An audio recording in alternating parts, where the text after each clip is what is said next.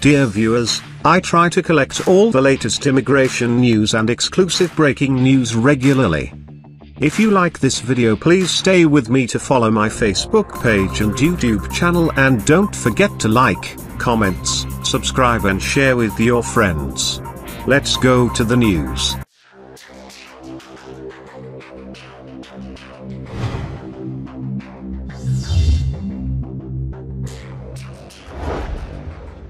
The Conservative Party launched its election manifesto today. You can download the full manifesto from below link. Media coverage of the manifesto highlighted that the Conservatives have chosen to keep their pledge to reduce net migration to the tens of thousands. Theresa May said on the campaign trail recently, "I think that it is important that we do say and continue to say that we do want to bring migration to sustainable levels. We believe that is the tens of thousands." The manifesto states, "It is our objective to reduce immigration to sustainable levels, by which we mean annual net migration in the tens of thousands, rather than the hundreds of thousands we have seen over the last 2 decades." An editorial in yesterday's Evening Standard, edited by the former Chancellor George Osborne, criticized the decision to keep the pledge, calling it politically rash and economically illiterate. The editorial stated, "Why you would assume that Mrs. May would jump at that chance to bury the pledge.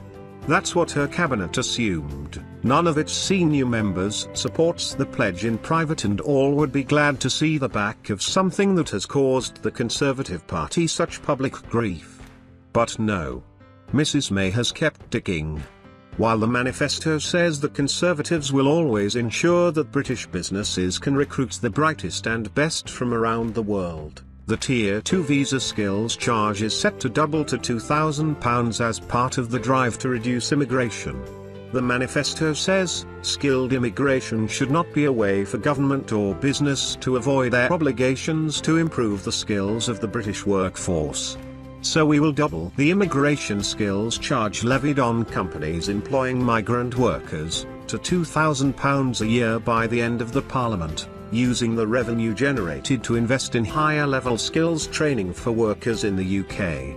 In addition, the minimum income threshold for partner visas is to be increased, though no figure is given.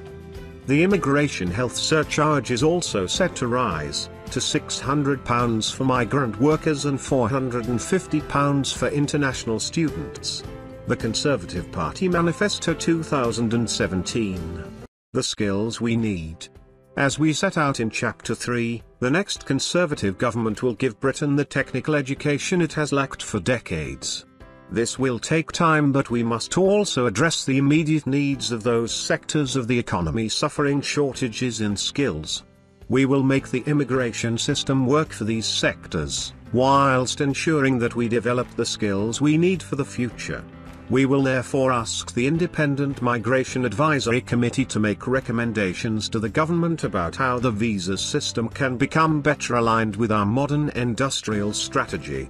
We envisage that the committee's advice will allow us to set aside significant numbers of visas for workers in strategically important sectors, such as digital technology, without adding to net migration as a whole.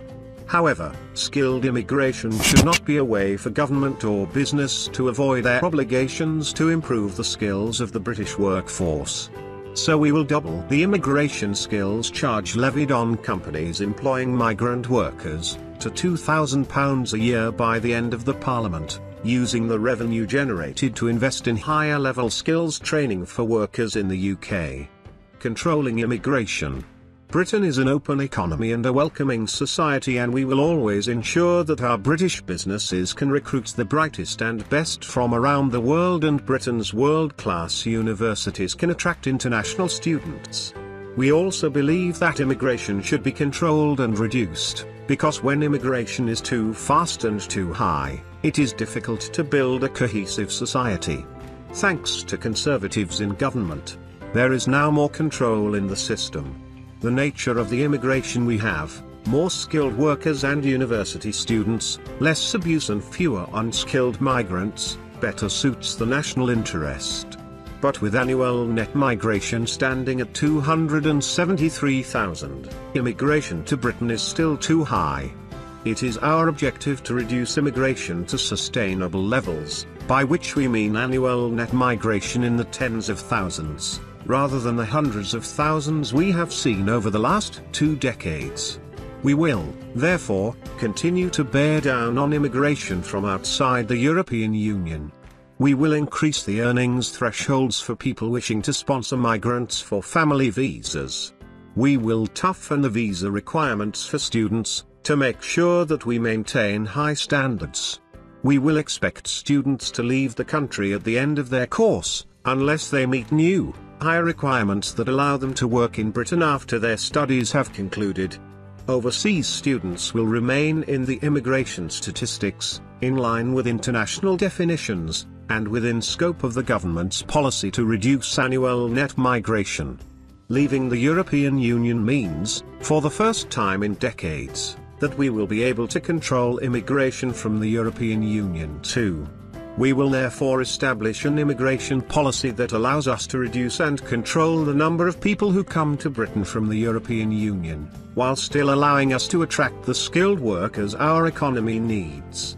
Reforming asylum. We will ensure Britain remains a place of sanctuary for refugees and asylum seekers. The existing system, however, is geared towards people who are young enough, fit enough, and have the resources to get to Britain, rather than those who are most in need of our help. Wherever possible, the government will offer asylum and refuge to people in parts of the world affected by conflict and oppression, rather than to those who have made it to Britain. We will work to reduce asylum claims made in Britain and, as we do so, increase the number of people we help in the most troubled regions.